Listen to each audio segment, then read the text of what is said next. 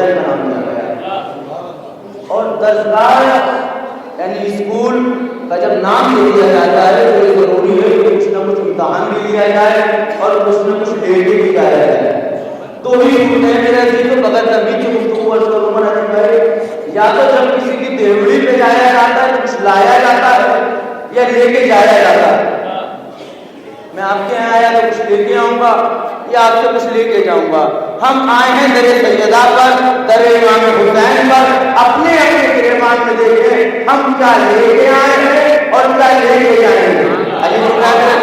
یہ ہماری بات نہیں کہ یہاں کچھ لے کے آئے ہیں، مگر یہ شہزادی کے طرف سے بات نہیں کہ وہ ہمیں خالی جانے دے. ہم آئے ضرور آئے ہیں، مگر جب یہاں سے اٹھے تو اپنے علم کا پیمانہ لے کے، اپنے عقیدے کی مدد لے کے، اپنی معرفت کا پیمانہ لے کے. اگر علم میں اضافہ ہوا تو شہزادی نے ادا کیا، اگر عقیدے میں ہوئی تو شہزادی نے ادا کیا، اگر معرفت بڑھ گئی تو شہزادی نے ادا کیا، اگر گھوڑے آئے تھے تو وہ شہزادی نے ادا کیا.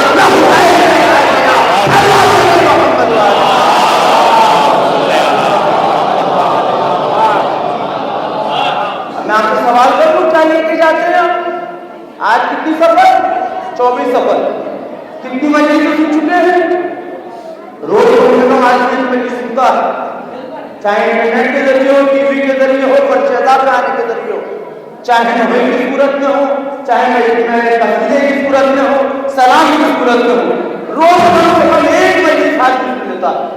और जब तक न सुने इत्मीनान ही नहीं मिलता कि आज न जाने क्या खो गया, आज फर्श अदा पे गई नहीं, आज नफा सुनाई नहीं, आज मजलिस सुनी नहीं। तो मेरा तो अब तक 64 घंटे, 64 घंटे हुए, 24 तारीख 30 दिन वो 24 ये 24 घंटे, 64 घंटे अब तक हम इमाम हुसैन के मदरसे में आने के बाद इमाम हुसैन की तालीमात इस्लाम का मकसद सुन चुके हैं। अब हमें ये देखना है कि 64 घंटे सुनने के बाद हम में ऐसे कहते हैं जो 64 मिनट की गैर मुस्लिम को इस्लाम से खरीदा रखते हैं। अच्छी जुमला कह रहा हूँ मेरे नौजवानों, 64 घंटे मदरसे इमाम हुसैन इस्लाम की तालीमात सुनने के बाद अगर 64 मिनट भी हम नहीं बोल पाएंगे तो हमें तलाश करना पड़ेगा कहीं हमारा दिल हराम दवाई से तो नहीं आता, क्योंकि वही तक नहीं पहुंचेगा जहां पर दिल हराम हो, लेकिन हम हलाल होगा, उसकी हम करेगा, दिल की हलाली करेगा। सल्लल्लाहु अलैहि वसल्लम।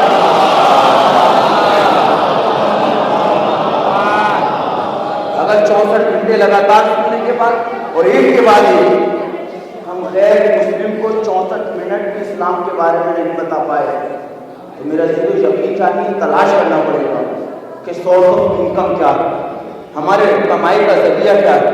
कहीं कमाई का जरिया हराम तो नहीं, कहीं कमाई का जरिया नाजायज तो नहीं, क्योंकि हलाल खाने वाला और मौला अली की बातों पर ना चल के मुमकिन नहीं। लेकिन जिसके शिकम में हराम रिस्क उतर रहा हो वहां तक नाम अहले बैत नहीं पहुंच सकता, क्योंकि खुद अमीरुल मोमिनीन ने फरमाया अल्लाहुम्मा फ़िल ज़ुनूब अल्लती तहतिकुल इस्लाम, माबूद हमारे को गुनाह बख्श दे जो दुआ कबूल होने के माने हैं। खुद नाम अहले दुआ है, खुद नाम अहले बैत दुआ है। जब हराम की शिकम में होगी तो नाम अहले ईमान को वापस चला जाएगा। लेकिन जिसके दिल में कानों से सुनने के बाद दिल तक नाम अहले पहुंच जाता है, उसका अकीदा किस कदर मजबूत हो जाता है। वो सिर्फ ये कहता नजर आता है कि मेरी जिंदगी अहले बैत की सकती, मेरा अमल अहले बैत की सकती, क्योंकि मेरे अमल में जब अहले बैत का नाम आ गया तो रियाकारी की नियत नहीं होगी।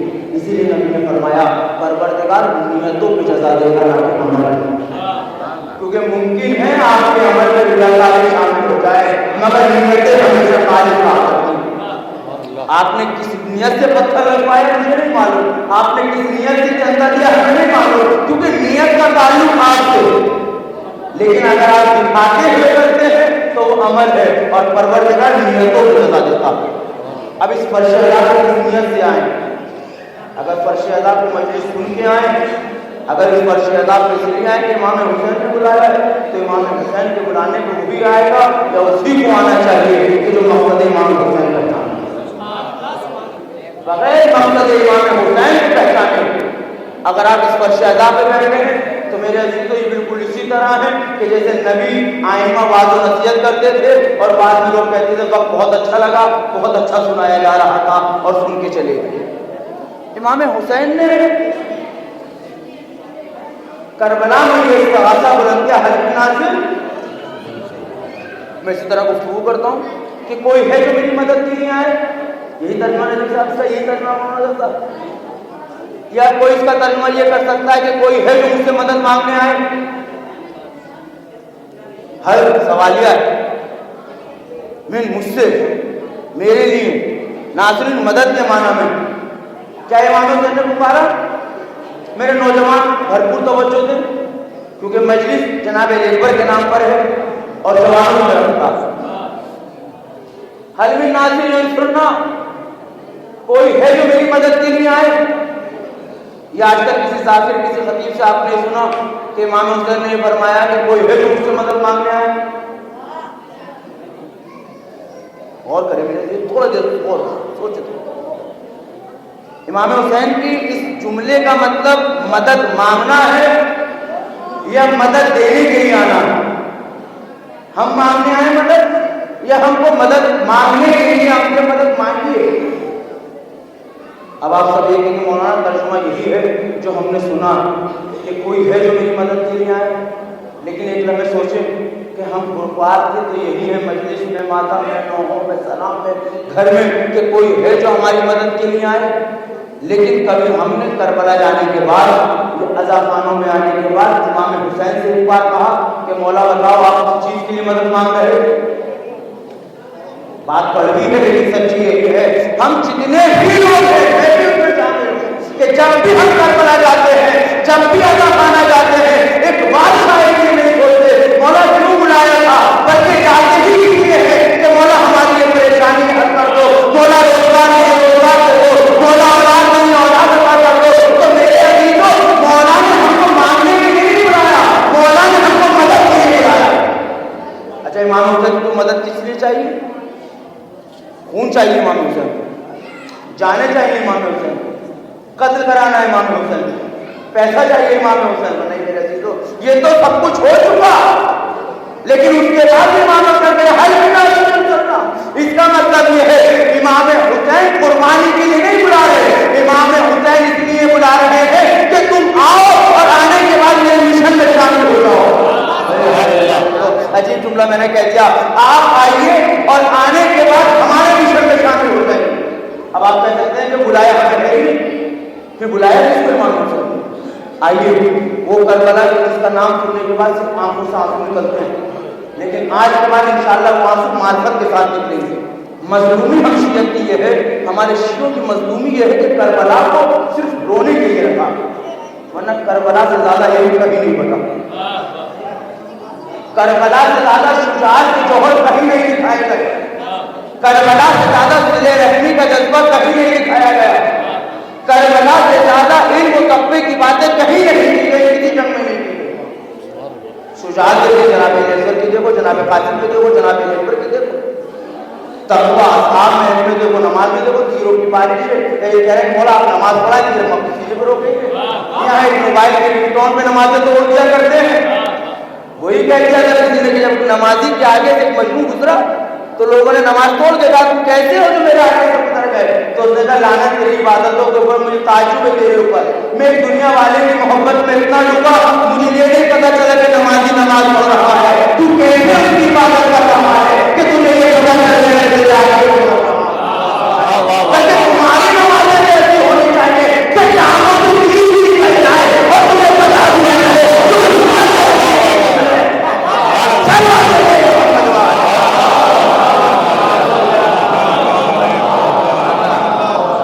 موبائل کے رنگٹون پہ. بھئی اس کا مزاج اگر محبت اہل بیت اس کے دل میں ہوتی تو جس طرح بڑے افسروں کے سامنے سوئچ آف کر کے جاتا ہے حسین کی بارگاہ میں سوئچ آف کر کے آتا. یہ فون نہیں لگ رہا، اس کا عقیدہ بتا رہا ہے کہ اس کا نہ ذہن یہاں پر حاصل ہے نہ دل سے یہاں آیا.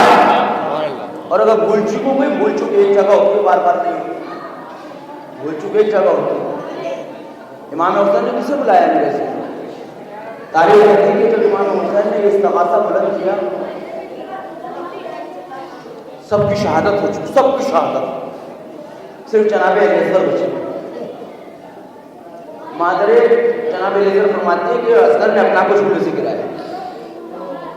یہ آپ کے عقیدے کے جناب علیزر کے نام پہ آنسو کرتے لیکن آپ پہچان کرتے شہادت جناب علیزر واقع ہو.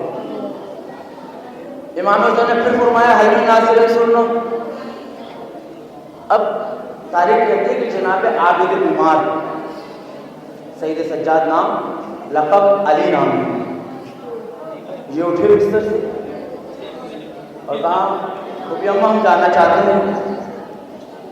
امام نے فرمایا میرے لال آپ بیمار ہیں اور بیمار میں تلوار چلانے کا لحاظ ثابت آپ بیٹھ جائیں. بیٹھ گئے سید سجاد علیہ السلام. امام حسین نے پھر فرمایا حل من ناصر سن لو. دیکھیے دو آوازیں آ چکی ہیں اس استغاثے کے اوپر لبیک. امام حسین نے بی بی زینب نے خواتین میں جہاد ثابت. اور اب دل چاہتا ہے کہ عجیب حدیث آپ کو لگے گی لیکن حدیث کے جملے کو میں سنا دوں. یہ جو بی بی زینب سے فرمایا امام حسین نے کہ خواتین میں جہاد ثابت ہے، یہ جہاد کا مسئلہ ایک جگہ اور آیا تھا پیغمبر کے سامنے. جب پیغمبر نے فرمایا کہ جہاد کے اتنے فائدے ہیں اور جہاد وہ کرے گا، جہاد وہ کرے گا، جہاد اسے کرنا چاہیے اور ایسے جہادی کو ثواب ملے گا، ایسے جہادی کو جنت ملے گی. یہ آج کے مجاہد نہیں، یہ مجاہد نہیں جو بم باندھ کے آ جاتے ہیں، یہ سوسائڈ یا آتمہتیا کا جہاد وہ کرے گا، یہ کرے گا. تو خاتون نبی کی بس میں اٹھنے کے بعد کہا یا رسول اللہ آپ نے مجاہد کی اتنی فضیلت بیان ہے، پھر ہم خواتین پہ جہاد کو ثابت ہیں. سنے رہے عزیزو، نبی نے مسکرائے کہا کس نے کہا کہ خواتین پہ جہاد ثابت ہے؟ کہا مرد کا جہاد یہ ہے کہ وہ میدان جنگ میں آگے تلوار چلا کے جہاد کرے. خاتون کا جہاد یہ ہے کہ اپنی گود میں مجاہد کو پالے تو میدان میں آگے تلوار چلا کرے.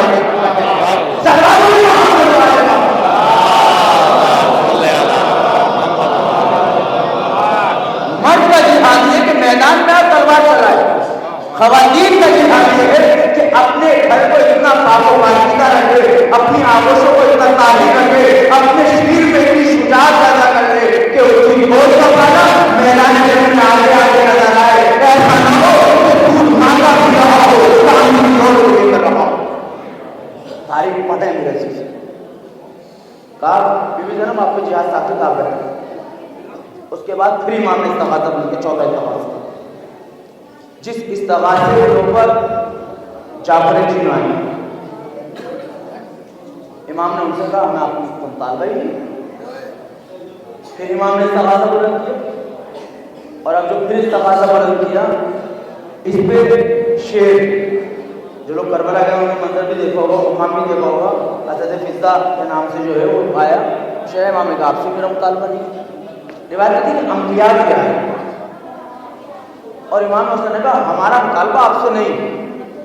میں طالب علم ہوں، میرے ذہن میں ایک سوال میں پوچھنا چاہتا ہوں کہ جب امام بار بار استغاثہ بلند کر رہے ہیں اور لوگ آ رہے ہیں، امام منع کر رہے ہیں، تو آخر امام بلانا کیوں چاہتے ہیں؟ وہی ابتدائی حقوق اللہ کو میرے دلو ہماری سمجھ میں نہیں آ رہا کہ امام بلانا کیوں چاہ رہے ہیں. لیکن یہ بات اس وقت ہمارے سمجھ میں آئی جب تلاوت قرآن مجید کی تفسیر قرآن پڑھنے لگے کہ جہاں حکم آئے کہ خانہ کعبہ کو بناؤ اور ابراہیم اپنے بیٹے اسماعیل کو لے کے کعبے کی تعمیر کے لیے چلنے لگے. کل کعبہ بنے گا اور جب کعبہ بن گیا اب حکم رسمی ہوا ابراہیم پہاڑ کی بلندی پہ جاؤ اور جانے کے بعد اعلان کرو عالم ارواح میں رہنے والوں جہاں تک میری آواز آ رہی ہے آؤ خانہ کعبہ کا طواف کرو، چھت کو تعمیر کر لو. ہم نے تمہارا ابراہیم تم کس کو بلا رہے ہو؟ نہ یہ آدم ہے نہ آدم دار ہے. اس کا میرا کام صرف بلانا ہے، مشن جس کا ہے اس کا کام بھیجنا ہے. آج ہماری سمجھ میں آیا کہ جب لوگ مکے کی سرزمین میں خانہ کعبہ کو دیکھتے ہیں یہ کہتے ہوئے جاتے ہیں اللہ کے نبی تم نے اس وقت بلایا تھا ہم عالم ارواح میں رہ رہے تھے، وجود نہیں تھا، پیسہ نہیں تھا. آج وہ اپنی پوری کعبے کا طواف کرنے آئے بندے اسماعیل کا عالم ناز وجود کرنا تھا. اس وقت بلایا تھا ہم عالم ارواح میں تھے، اس کے بعد نہیں تھے، وجود نہ تھا. آج وجود ملا ہے تو وجود کی صورت میں وجود کی صورت میں تعلیم کی صورت میں لبے کیا ہوتا ہے، لبے کیا ہوتا ہے، لبے کیا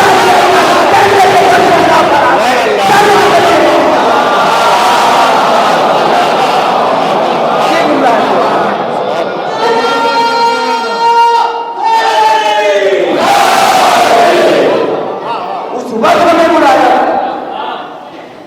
اور آج امام حسین آپ کے استغاثے پہ ہم لبیک کہتے ہوئے فرش اللہ کا اچھا. یہ جملہ میں نے اس لیے بیان کیا تاکہ جتنے یہاں بیٹھے ہیں کم سے کم وہ اس بات کا اعلان کریں کہ امام حسین کے بلانے پر آئے. اور جب امام حسین کے بلانے پر آئے ہو تب امام حسین نے سر کٹوانے کے لیے بلایا.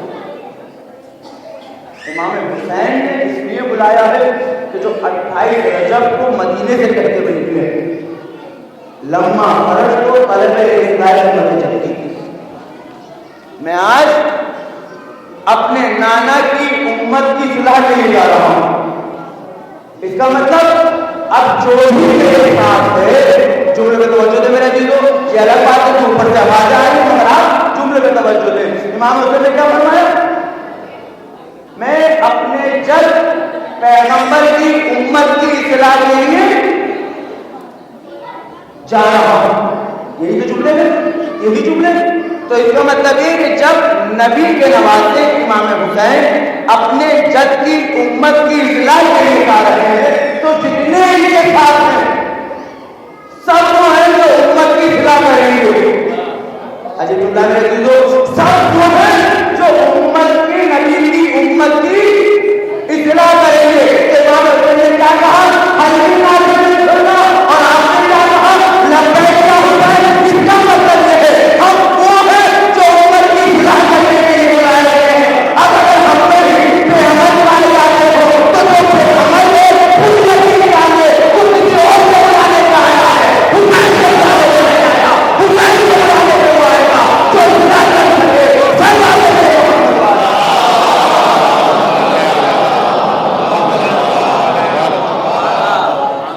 जब नबी ने इमाम ने बुलाया तो इसका मतलब हम सब वो लोग थे जो उम्मत की इस्लाह कर सकते हैं। अब दिल चाहता है जुमला कहते हैं इमाम को कितना यकीन था हमारे ऊपर, कितना यकीन हमारे ऊपर है। यकीन की मैं मिसाल आपको दे दूं। अभी जब हम करबला से आए तो एयरपोर्ट पे बब्बू साहब ने वादा ले लिया, हमारे बड़े भाई उनका मौना मजीद पढ़े हम पढ़ देंगे। अभी बताएं अगर हम उस वक्त बब्बू भाई से इनकार करते तो ताल्लुकात खराब होते हमारे, कोई भी बहाना कर दे। भाई 20 दिन की सफर पाए, टूर ऑपरेटर है, शिपर टूर लेके जाते हैं, थक जाते हैं, नहीं ले जा सकते, वो मान जाते, ताल्लुकात तो खराब नहीं होते। ये हो जाते ताल्लुकात खराब नहीं होते, थोड़ी बहुत होती। लेकिन उसके बाद हम वादा कर लिया उनसे, और वादा करने के बाद हम आज एट ए टाइम मना कर दें, हम नहीं आ सकते, ताल्लुकात बचेंगे। पता है मेरे नौजवान बताया ताल्लुकात बचेंगे। चलो बच भी जाएं लेकिन बिगड़ेंगे जरूर। और उसके बाद सोने में सुहागा हम ये करें आ तो जाएं और यहीं बैठे रहें, तो हम नहीं रहेंगे। बोलो भी ये क्या करेंगे? ना मामे की इज्जत, ना कबा का एहतराम, मौलवी को तो छोड़िए दूर। यही होगा ना मेरे तो। देखिए जितनी अब तेज गर्दन मिल रही है अगले जुमले पे भी इतनी चाव कर रहे हैं। अगर मैं वादा लेते वक्त मना कर देता ताल्लुकात बचते, सुबह भी मना कर देता या दूसरे का इंतजाम कर लेते तो ताल्लुकात बचते। लेकिन एट ए टाइम अगर मैं मना कर दूं तो ताल्लुकात सवाल ही बच जाए। शायद हो सकता है एक बार मिल चले कि ये मौलवी ऐसा है, इसने धोखा दिया, इसने बदकारी की, बस मेरे लिए तो यही मसला हमारे साथ है। अगर हमने इमाम हुसैन के इस तकाज़े को पूरा कर देगा मजलिसों में आने का एहतराम क्या होगा तो शायद ताल्लुकात बच जाते। मगर हकीकत ये सुन्नत के तकाज़े पर जब लब्बैक कहते हुए अगर हुसैन की मांगी, अगर हुसैन की अजीब नहीं कह रहा हूं, अगर ना आए तो बच जाते। मगर अब तक आई नहीं करो, अब वाजिब है अपनी जिंदगी के कदमों में चलो।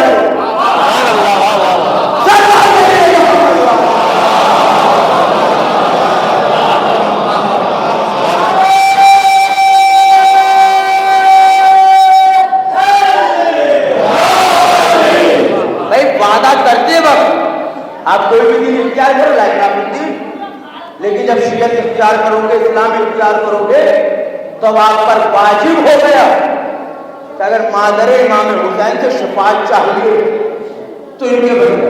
अच्छा मैं एक सवाल अपने नौजवानों से तय करना चाहता हूँ, क्या आज तक आपने कोई एक ऐसा आदमी देखा है जो इमाम हुसैन पर बर्बाद हुआ हो? आपको तजुर्बा बहुत कि किसी आदमी ने यह अहद किया हो कि मैं तालीमात अहले बैत पे चलूंगा और कहीं उसका कोई काम रुका हो, कहीं रुका कोई काम।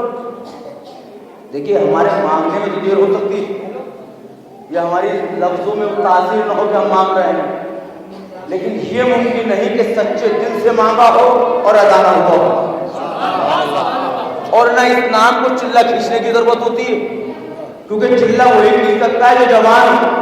लेकिन हमने तो गिरते हुए बच्चों को भी यार मदद कहते हुए देखा और वो समझ गए इसका मतलब नाम अली की चिल्ले की जरूरत नहीं, पाक कीदा और जज्बे की जरूरत है। ताकि वहां चले जाए।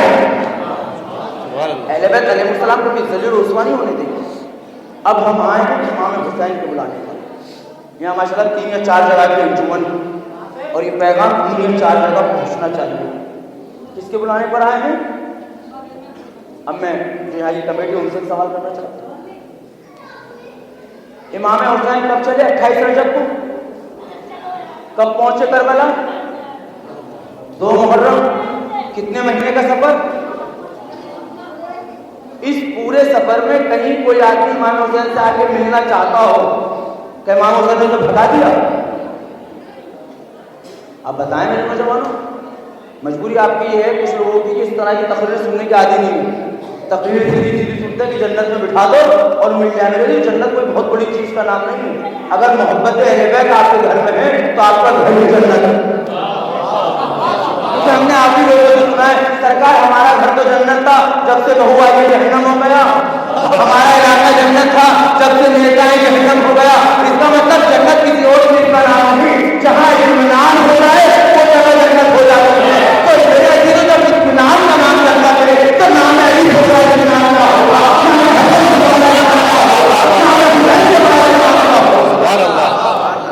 جب ان کا نام آ جائے تو خود بخود ہر جنت بن جائے گا.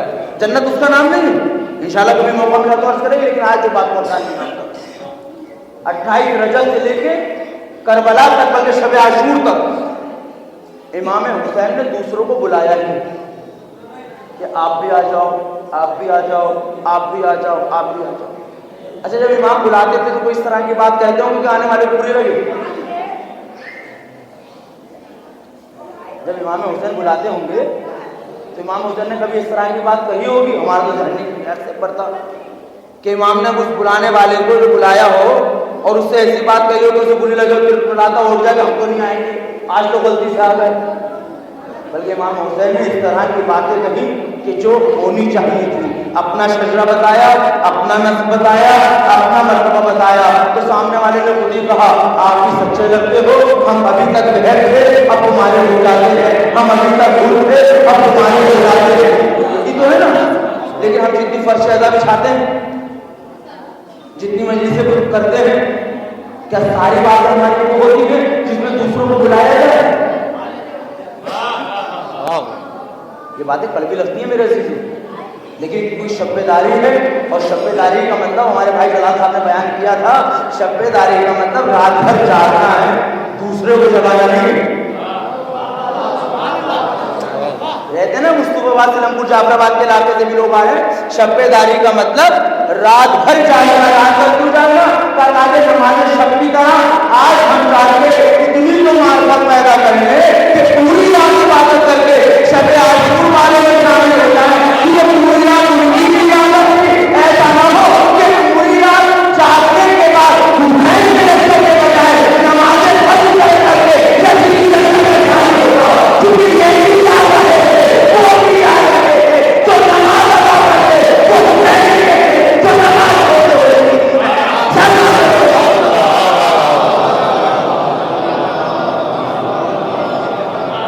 نماز ادا کرتے وہ لشکر امام حسین میں. دیکھیے شریعت میں جتنے بھی واجبات رکھے گئے ہیں وہ صرف اس لیے رکھے گئے تاکہ ہم انسان بنے رہیں, اور مستحبات تو اس لیے رکھے گئے تاکہ تم فرشتہ صفت بن جاؤ, اپنے مرتبے تک پہنچ جاؤ. شریعت کا ایک مستحب میں بیان کروں پھر کربلا کی طرف آتا ہوں میرے لیے. واجب نماز پڑھنا مسجد میں مستحب ہے, واجب مستحب. پنجگانہ نماز پڑھنا کہاں پر مستحب ہے؟ علاقے کی مسجد میں یا علاقے سے دور مسجد میں؟ مسائل شریعہ میں سے غالب اس لیے واجب نمازیں 5 وقت کی فجر, ظہر, عصر, مغرب, عشاء یہ پڑھنا علاقے کی مسجد میں مستحب ہے یا دور کسی محلے کی مسجد میں جا کر؟ علاقے کی مسجد میں. اور جمعے کی نماز جامع مسجد میں, عید کی نماز عید کا. پروردگار یہ جو شریعت کے واجب مستحب ہے تھوڑی اس کی وضاحت میں آپ کے سامنے کرنا چاہتا ہوں. واجب نماز مسجد میں پڑھنا مستحب, مستحب نماز گھر میں پڑھنا مستحب. دیکھیں میرے جملے پہ غور کریں میرے سے. واجب نماز مسجد میں پڑھنا مستحب, مستحب نماز گھر میں پڑھنا مستحب. اے پروردگار کے حبیب یہ کون سی کتی ہے جو سلجھائی نہیں سلجھتی؟ بھئی جب مسجد تک آئے ہی گئے ہیں تو واجب کے ساتھ مستحب بھی نہیں پڑے؟ کہا نہیں، اس کو وضاحت طلب جملہ ہے وہ یہ کہ یہ بتاؤ نماز پڑھی کہاں جائے گی؟ کہا اس جگہ پہ جو غصب کی ہوئی نہ ہو، کسی کپڑے پہ پڑ جائے گا تو پاک ہو، کس لائٹ میں پڑ جائے گا تو چوری بھی نہ ہو۔ بات آگے تک نہیں پہنچے گی میرے بھی، تو آج کی مجلس سے پیغام لے کے جانا پڑے گا۔ شریعت کیا کہتی ہے؟ واجب پڑھو مسجد میں، مستحب پڑھو گھر میں۔ پروردگار یہ تو بتاؤ شریعت میں واجب کہاں کیوں، مستحب کہاں کیوں؟ کہا اس لیے ہم واجب مسجد میں دے رہے ہیں، مستحب گھر میں دے رہے ہیں۔ کہتے مسجد جا کے دیکھو کتنی کام ہے، مسجد جا کے دیکھو کتنی چل رہی ہے، مسجد جا کے طہارت کا یقین کرو، واجب کہاں ادا کرو۔ اب ایسی مسجد ہے پہلے گھر کو بناؤ، پاک گھر ہو، گھر پاک ہو، لائٹ لگاتی ہو، یعنی شریعت کے لیے شکر مانو جو گھر کو مسجد کا بنا رہے ہیں۔ یہ حقیقت حکمتی ہے، کافروں بنا کر، مشرکوں بنا کر، منافقوں بنا کر مسجد نہ بنا رہے ہیں، تمہارے کو کر رہے ہیں۔ صلی اللہ علیہ وسلم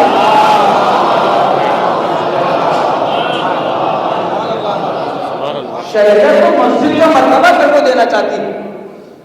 اور ایسے ہی دوسری لوجک اس کی شاید وہ جلدی سمجھ میں آئے۔ گھر میں دو فرد ہوتے ہیں زیادہ تر، اولاد کی، بیٹی کی بیٹا کی۔ بیٹی کو گھر کے کام سے زیادہ دلچسپی ہوتی ہے، بیٹے کو کھیل کود سے زیادہ دلچسپی ہوتی ہے۔ کبھی کسی بیٹے کو دیکھا کہ دسترخوان صاف کرتا ہو، جھاڑو لے کے گھومتا ہو، لیکن جیسے باپ کھانا کھاتا ہے یا باہر سے آتا ہے سب سائڈ اولاد دیتی ہے، بیٹی موزے بھی اتارنے کو دوڑتی ہے، دسترخوان سے پلیٹ بھی اٹھاتی ہے، پانی بھی لاتی ہے۔ کیا اس کو ماں نے حکم دیا کہ یہ کام کر؟ کہیں گے نہیں مولانا حکم تو نہیں دیا، لیکن صبح سے لے کے شام تک میں ماں کو یہی کام کرتے ہوئے دیکھا ہے۔ میں چھٹی کی بات کرنے جا رہا ہوں میرے تو کل صبح سے لے کے شام تک یہی کام کرتے ہوئے دیکھا ہے۔ شریعت کو تو مزاج معلوم ہے نا، تو واجب پڑھو مسجد میں، مستحب پڑھو گھر میں۔ جب مسلمان دکھاؤ گے چاہے تمہارا بیٹا بھی نماز ادا کرنے ہو کہ باپ پڑھتا ہے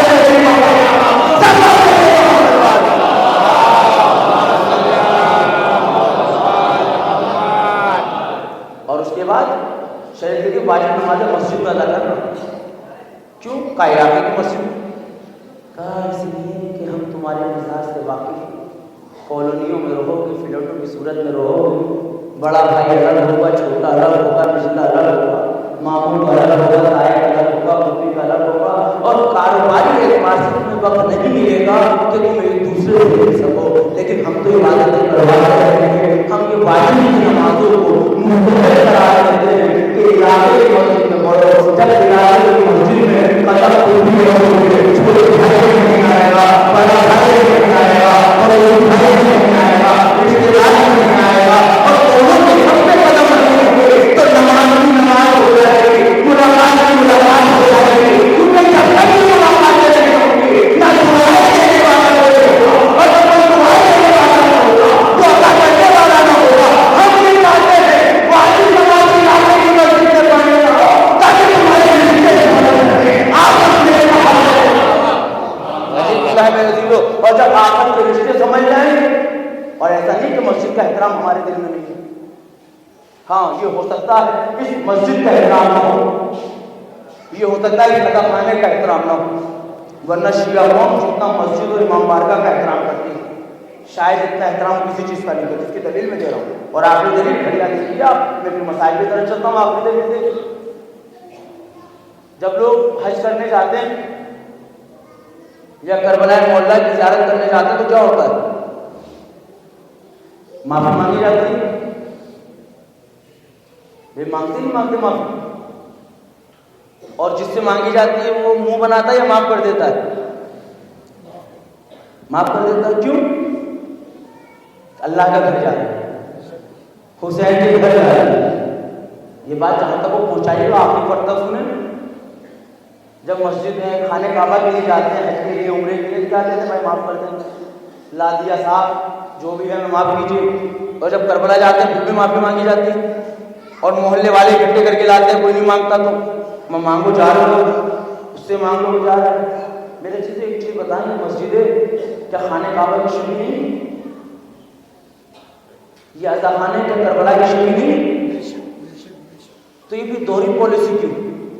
جب اصل مقام پہ جایا جائے، معافی بھی مانگی جائے، معاف بھی کر دیا جائے، معافی دلانے والے بھی نہیں آئے، اور جب مسجدوں میں جو لڑائی جھگڑے کرتے بھی جائیں، جب کربلا جائے تو معافی مانگتے جائیں، جب کربلا کی شبیہ مانگاتے جائیں تو انجمن کی صورت میں لڑائی کرتے رہے۔ اس کا مطلب یہ ہے ابھی نہ ہم نے پڑھا کرتا ہے نہ وہ کرتا ہے، اگر اللہ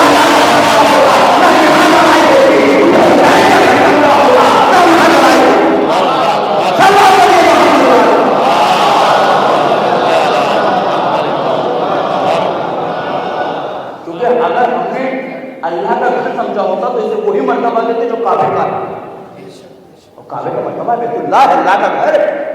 اللہ سب کو توفیق دے کہ حج پہ بھی جائیں، زیارتوں پہ بھی جائیں، لیکن یہ جو امام حسین کے عزا خانے کو آپ نے امام حسین کے عزا خانے کو اس کی شبیہ دی، تو اس پہ اسی طرح داخل ہو جیسے والد کربلا ہوتا ہے، اسی طرح احترام کرنا واجب، جس طرح حرم مطہر حضرت عباس کا احترام واجب، حرم ابوالفضل عباس علیہ السلام کا احترام واجب ہے، امام حسین کے حرم کا احترام واجب ہے۔ اور یہی امام حسین چاہتے تھے، ہم بھی یہی چاہتے ہیں کہ ہم کربلا میں پہنچ جائیں اور تعلیمات کربلا سے کچھ حاصل کریں۔ انشاءاللہ کبھی اور موقع ملا تو تفصیل سرچ کریں، کیونکہ ماتم بھی ہونا ہے کہ کچھ نہ کچھ کربلا سے حاصل کریں۔ لیکن افسوس یہ ہے کہ وہ